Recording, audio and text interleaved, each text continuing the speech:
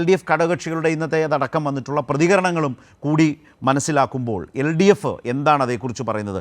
UDFിൻ്റെ ശ്രമം, ഇപ്പോൾ UDFിൻ്റെ യോഗം ചേരാൻ പോകുന്നു. ഇന്നും കൺവീനർ പറഞ്ഞത് മുന്നണി വിപുലീകരണത്തെക്കുറിച്ച് അത് ആ യോഗത്തിലടക്കം മുതിർന്ന UDF നേതാക്കളുമായി ചർച്ച ചെയ്യും എന്നാണ് പറഞ്ഞത്. ഇപ്പോഴത്തെ ഈ ഒരു തെരഞ്ഞെടുപ്പിന് ശേഷമുള്ള സാഹചര്യത്തെക്കുറിച്ച് LDFിൻ്റെ വിലയിരുത്തൽ എന്താണ്?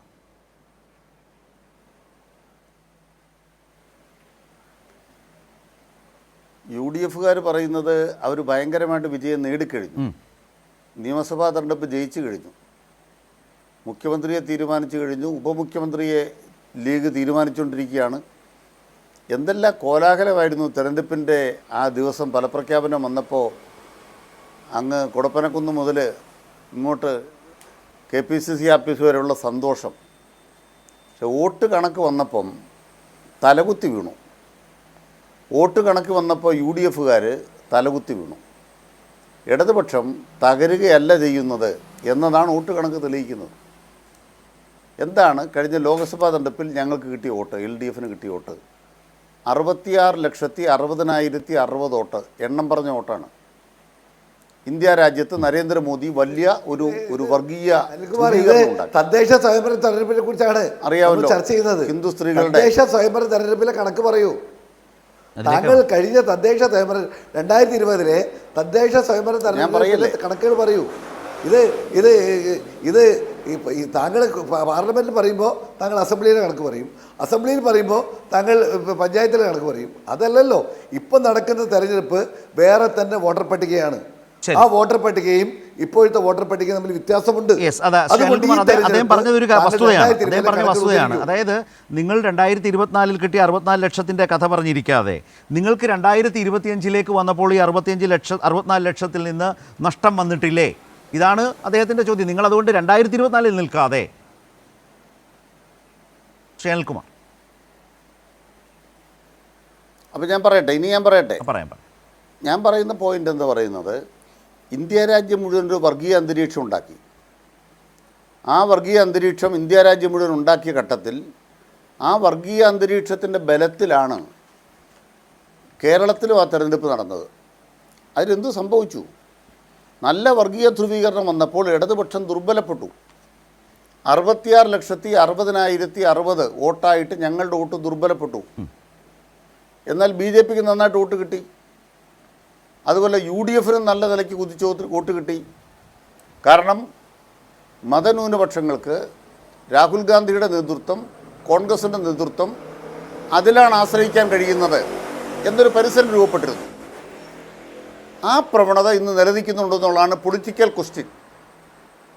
ആ പ്രവണത ഒരു കൊല്ലക്കാലം കഴിഞ്ഞപ്പോൾ എന്ത് സംഭവിച്ചു?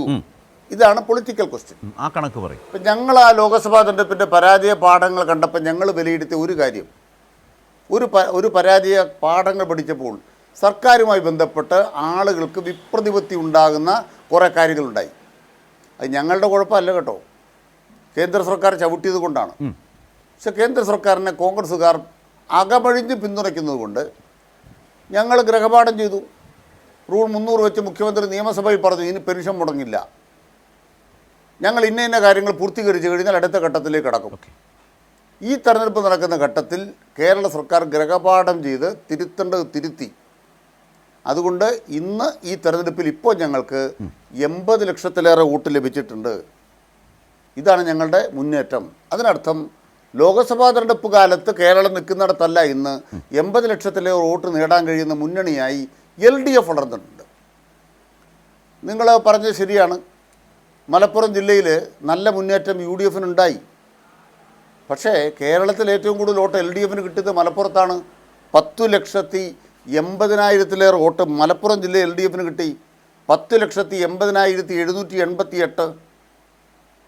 മട്ടന്നൂർ തെരഞ്ഞെടുപ്പ് നടന്നിട്ടില്ല, ആന്തൂർ തെരഞ്ഞെടുപ്പ് വേണ്ടി വന്നില്ല, കുറേ സീറ്റുകളിൽ വോട്ടെടുപ്പ് ഉണ്ടായില്ല. ആ കണക്കൂടെ വന്നാൽ ഒരു 81 ലക്ഷം വോട്ട് ഇപ്പോൾ ഞങ്ങൾക്കുണ്ട്, LDFനുണ്ട്. ഇപ്പോൾ UDFനോ മലപ്പുറത്തെയും എറണാകുളത്തെയും മേൽക്കൈ ഒന്ന് മാറ്റിവെച്ചാൽ എന്താണ് UDFൻ്റെ അവസ്ഥ? അപ്പോൾ 1-2 ജില്ലകൾ കേന്ദ്രീകരിച്ച് നിങ്ങളുണ്ടാക്കിയിട്ടുള്ള ഒരു പ്രധാനപ്പെട്ട ഭീതിയുണ്ട്. ആ ഭീതി എന്താണ്? BJPക്കെതിരായ ഒരു ഭീതിയാണ്. അത് സത്യമായിട്ടും BJPക്കെതിരായി ജനങ്ങൾക്കൊരു ഭീതിയുണ്ട്. ഈ തെരഞ്ഞെടുപ്പ് നൽകുന്ന വെളിച്ചം എന്താണ്? അങ്ങനെ ബി ജെ പിയെ കേരളം ഭയപ്പെടണ്ട. അതിന് കാരണം എന്താണ്? കഴിഞ്ഞ ലോക്സഭാ തെരഞ്ഞെടുപ്പിൽ ബി ജെ പിക്ക് 11 സീറ്റ് ലീഡായിരുന്നു. നിയമസഭ അതുപോലെ തന്നെ 8 സീറ്റിൽ ബി ജെ പി 2ാം സ്ഥാനത്തായിരുന്നു. ഇത് അവർ നിയമസഭയിൽ കയറാൻ പോണു. അത് പേടിക്കണ്ട. ആകെ നേമത്തും ആ വട്ടിയൂർക്കാവിലും മാത്രമേ ബി ജെ പിക്ക് ഇപ്പോൾ ഭൂരിപക്ഷമുള്ളൂ. വേറെ കേരളത്തിലെ ഒരൊറ്റ നിയമസഭാ മണ്ഡലത്തിലും ബി ജെ പിക്ക് ഭൂരിപക്ഷമില്ല. അപ്പോൾ ആ 2 സീറ്റ് ബി ജെ പിയെ തോൽപ്പിക്കാൻ ആർക്കാ പറ്റുന്നത്? തിരുവനന്തപുരത്ത് ഉപതെരഞ്ഞെടുപ്പ് നടക്കുമ്പോൾ ശശി തരൂരാണ്. കാരണം ശശി തരൂർ ന്യൂനപക്ഷങ്ങളുടെ വോട്ട് കൂടെ ജയിക്കുന്നുണ്ട്. തരൂർ ഇപ്പോൾ പകുതി മോദിയുടെ കൂടിയാണ്. അർത്ഥനാരീശ്വരൻ എന്ന് പറഞ്ഞ പോലെ പകുതി ബി ജെ പി പകുതി കോൺഗ്രസ് ആയിട്ടാണ് അദ്ദേഹം നിൽക്കുന്നത്. അതവിടെ നിൽക്കട്ടെ. ഞങ്ങളുടെ പൊസിഷനോ? ഞങ്ങൾക്ക് ഭരണവിരുദ്ധ വികാരം ഉണ്ടെന്നൊക്കെ പറയുമ്പം തിരുവനന്തപുരത്ത് തന്നെ 1.25 ലക്ഷം വോട്ട് എൽ ഡി എഫിന്, 1,65,000 വോട്ട് ബി ജെ പിക്ക്, 1.25 ലക്ഷം വോട്ട് യു ഡി എഫിന്.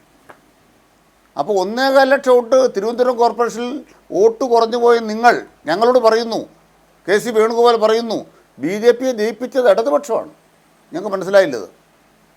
മനോരമയും മറ്റ് മാധ്യമങ്ങളൊക്കെ നിങ്ങൾ പറയുന്നതെല്ലാം അങ്ങ് പ്രചരിപ്പിക്കാൻ നിൽക്കുന്നതുകൊണ്ട് ഇത് പൊതുബോധമായിട്ട് വരികയാണ്. ഏഷ്യാനെറ്റ് ഉണ്ടല്ലോ, ഇവിടുത്തെ വലതുപക്ഷം ഉണ്ടല്ലോ, അവരെല്ലാം ഞങ്ങൾക്കെതിരായിട്ട് പ്രചരണം നടത്താൻ നിൽക്കുന്നതുകൊണ്ട് അത് പൊതുബോധമായിട്ട് വരികയാണ്. വരട്ടെ. പക്ഷെ സത്യം എന്താണ്? അപ്പോൾ തിരുവനന്തപുരത്തെ ജനങ്ങൾക്കറിയാം വട്ടിയൂർക്കാവിൽ ബി ജെ പിയെ തോൽപ്പിക്കാൻ, നേമത്ത് ബി ജെ പിയെ തോൽപ്പിക്കാൻ ആർക്ക് വോട്ട് ചെയ്യണം? ഇടതുപക്ഷത്തിന് വോട്ട് ചെയ്യണം. ഓക്കെ. കേരളത്തിൽ 2 ജില്ലാ പഞ്ചായത്ത് സീറ്റുകൾ ബി ജെ പിക്ക് ഉണ്ടായിരുന്നു. അതിന്നില്ല. ആ സീറ്റുകളിൽ അവർ തോറ്റുപോയി. അവരെവിടെങ്കിലും ജയിച്ചിരുന്നെങ്കിൽ ജയിച്ചിടത്ത് തോറ്റു, പുതിയ സ്ഥലത്ത് ജയിച്ചു. അത് സത്യമാണ്. അപ്പോൾ എന്താ ബി ജെ പി ജയിച്ചിടത്ത് തോറ്റുന്നത്? ബി ജെ പിക്ക് വികസിത ഭാരതമില്ല, വികസിത കേരളമില്ല, അവർക്ക് ഭരിക്കാൻ അറിയത്തില്ല, വർഗീയതയല്ലാണ്ട് ഒരു കയ്യിരിപ്പും അവർക്കില്ല. അതുകൊണ്ട് മതന്യൂനപക്ഷങ്ങളടക്കം കേരളത്തിൻ്റെ സെക്കുലർ വോട്ട് ഇനി അങ്ങോട്ട്, അതാ ചോദ്യം. അതാണ് ഞങ്ങൾ കാണുന്നത്. അവർ നമ്മുടെ കേരളത്തിലെ മതന്യൂനപക്ഷങ്ങളും മതനിരപേക്ഷ ശക്തികളും യു ഡി എഫിനെ ആശ്രയിക്കേണ്ട ഗതികേടിൽ നിന്ന് മോചിതമായിരിക്കുന്നു. ബി ജെ പിയെ ഫലപ്രദമായി നേരിടാൻ എൽ ഡി എഫിനാകും. നമ്പർ 1. 2, മികവാർന്ന ഭരണം എൽ ഡി എഫിനാണ്. ഓക്കെ. നിങ്ങൾക്ക് എന്താ കേരളത്തിൻ്റെ ഭരണത്തെക്കുറിച്ച്? ശരി, അത് നമ്മൾ ഒരുപാട് ചർച്ച ചെയ്താണ്. അത് പിന്നെയും ചർച്ച ചെയ്യാം.